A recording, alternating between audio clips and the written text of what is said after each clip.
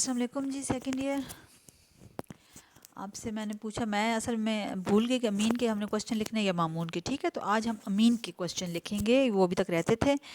کل انشاءاللہ پھر میں آپ کو مامون و رشید کے کوسچن لکھواؤں گی. تو آج ہمارا جو امین کا چیپٹر ہے نا، جو ہم کالج میں پڑھ چکے تھے، چیپٹر نمبر 6 امین و رشید، اس کے آبجیکٹیو کوسچن آپ کو میں لکھواؤں گی. اور آپ نے پھر 20 کوسچن ہے. ٹھیک ہے، آپ نے ان 20 کوسچنس کو اپنی کاپیز پہ لکھنا ہے جس طرح ہم کالج میں کرتے تھے، اور ان کے آنسرز لکھ کے پھر مجھے آپ نے اس کے امیجز چیک کروانے ہیں. اچھا، اب یہ جو کوسچنز ہیں نا، آپ چیپٹر سے ساتھ ساتھ ان کے آنسرز دیکھ لیں. میں بھی ایک دفعہ آپ کو بتا دیتی ہوں، ریوائز ہو جائیں گے آپ کے. امین کی والدہ اور والد کا نام تحریر کریں. آسان کوسچن ہے، ٹھیک ہے نا. والدہ زبیدہ تھی اور والد ہارون رشید تھا. امین کا دور کتنے عرصے کا ہے؟ تقریباً 4 سال کا اس کا دور بنتا ہے، جو کہ ہارون کی وفات کے ساتھ ہم دیکھتے ہیں کہ 809 میں وہ خلیفہ بنا اور 813 عیسوی تک اپنے قتل تک جو ہے وہ خلیفہ رہا. تقریباً 4 سال کا عرصہ ہے. امین کے وزیر کا نام تحریر کریں. تو فضل بن ربیع تھا. کون سا عباسی خلیفہ نسلی تفاخر کا شکار تھا؟ تو یہ امین الرشید ظاہرہ ہے. دوسرا یہ کہ امین نجیب الطرفین ہاشمی ہونے کا دعوے دار کیوں تھا؟ کیونکہ امین جو ہے اپنے بھائی مامون کے مقابلے میں ماں اور باپ دونوں کی طرف سے ہاشمی النسل تھا. اس کی والدہ زبیدہ اور والد ہارون جو ہے نا، دونوں خاندان بنو عباس سے تھے. تو اس وجہ سے اپنے بھائی کے مقابلے میں نا وہ نسلی تفاخر کا شکار تھا، اس کو اپنے برابر کا نہیں سمجھتا تھا، اور نجیب الطرفین ہاشمی ہونے کا دعویٰ کرتا تھا نا. امین اور مامون کے درمیان خراسانی لشکر اور خزانے پر کیا جھگڑا تھا؟ یہ پہلا جھگڑا تھا، یہ دونوں بھائیوں میں ہوا کہ ہارون ایک بہت بڑے لشکر اور خزانے کے ساتھ نکلا تھا رافع بن لیث کی بغاوت ختم کرنے کے لیے، اور طوس کے مقام پہ اس کا انتقال ہوا.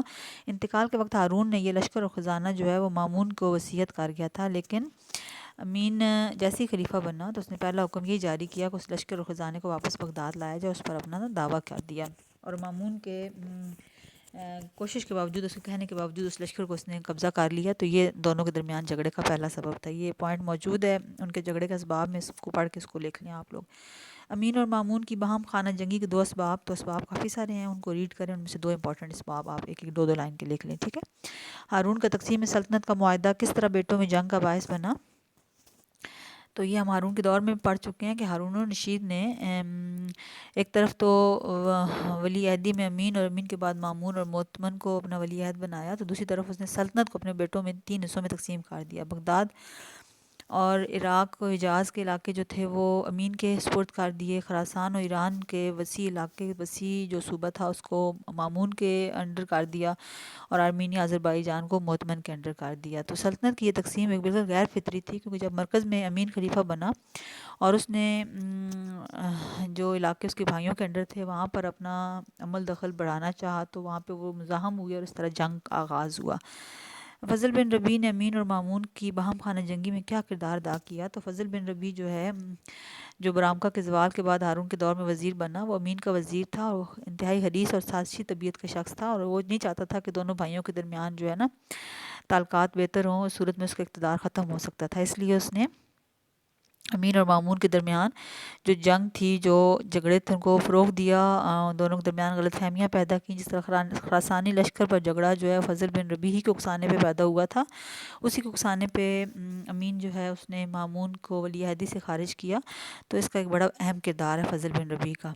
امین نے مامون کی جگہ کس کو ولی عہد مقرر کیا؟ تو امین نے مامون کو ولی عہدی سے خارج کر کے اپنے نوعمر بیٹے موسیٰ کو اپنا ولی عہد بنایا تھا.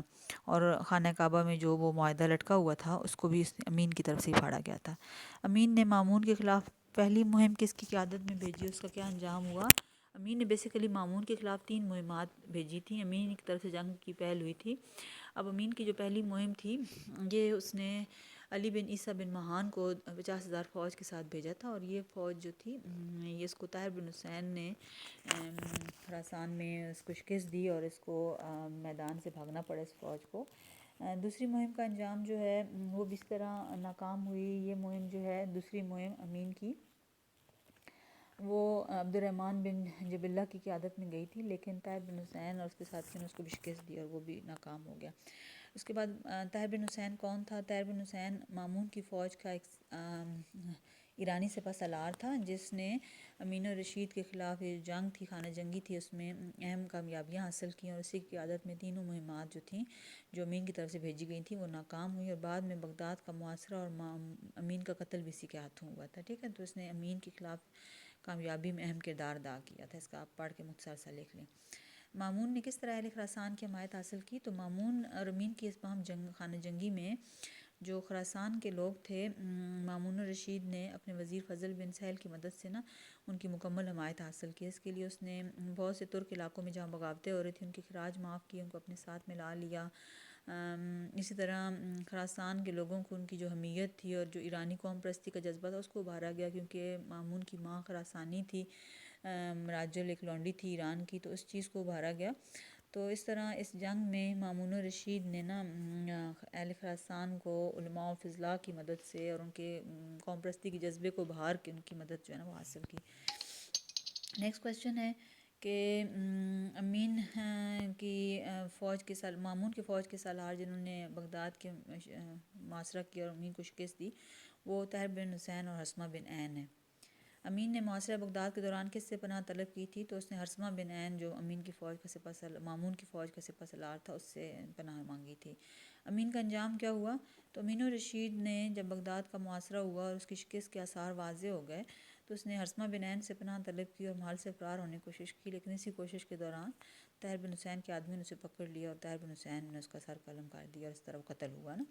امین اور مامون کے کامیابی جو ہے اس کے دو اسباب لکھنے ہیں مامون کے، تو یہ کافی سارے اسباب موجود ہیں، جس طرح امین کی عیش پرستی ہے، فضل بن ربیع کی سازشی مزاج تھا، امین کا نسلی تفاخر ہے، طاہر بن حسین اور حرثمہ کی فوجی قابلیت تھی، خراسان اور ایران کے عوام کی حمایت ہے، ہارون کا وصیت نامہ پھاڑنا اور بغداد میں قبائلی تعصبات ہیں، ان میں سے دو اسباب آپ لکھ لیں، ٹھیک ہے۔ اور ملکہ زبیدہ نے کس کی گرفتاری کے لیے سنہری زنجیر بنوائی؟ تو ملکہ زبیدہ جو ہے اس نے مامون الرشید کی گرفتاری کے لیے سنہری زنجیر بنوائی تھی۔ یہ 20 کویسچن ہے بیٹا، یہ ہم چیپٹر پڑھ چکے ہیں، آپ ان 20 کویسچنس کو لکھیں، ان کے آنسرز لکھیں، اور یہ اب آپ نے مجھے چیک کروانے ہیں۔ جو بچے آج لکھ لیں وہ بے شک آج چیک کروا دیں، اور جن کے آج نہیں کمپلیٹ ہوتے اگر میں گروپ چیٹنگ بند کر دوں تو پھر وہ ویٹ کریں، جب میں گروپ چیٹنگ اوپن کروں گی تو گروپ میں ہی پھر وہ کل چیک کروائیں، کیونکہ گروپ کے علاوہ جب آپ کوئی چیز بھیجتے ہیں نا تو بعض دفعہ وہ میری نظر میں نہیں آتی اور میں اس کو چیک نہیں کرتی، تو بہتر ہے کہ جب آپ ویٹ کیا کریں جب میں گروپ چیٹنگ اوپن کرتی ہوں ڈیلی تو اسی میں آپ بھیجا کریں، ٹھیک ہے۔